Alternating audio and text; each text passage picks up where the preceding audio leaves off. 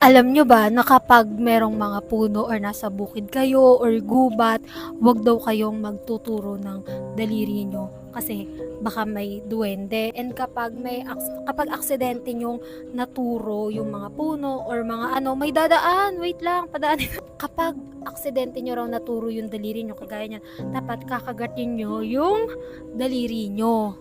Dapat Ate Tintin, kakagatin mo at idudura mo sa lapag, tas ika-cross mo. Bakit? Kasi po, yun po ang turo ng mga matatanda. Tama. Kasi, totoo, yun yung ano, sa mga probinsya, kagaya ng ganito, sinasabi na wag nga raw magtuturo, tsaka kailangan ganun gagawin kasi raw, lalaki daw yung mga daliri, di ba? O kaya magkakasakit. Kaya ganyan nakakatakot. Nandito kasi kami ngayon, guys, sa ano, bukid. Nakakatakot ka na! Ate Tintin, natatakot na ako. Totoo, seryoso. Kasi, Ako din eh, di naman dilim dito, oh. kasi ang kwento ko, Ayun, hindi na ako natatakot, marami ng tao.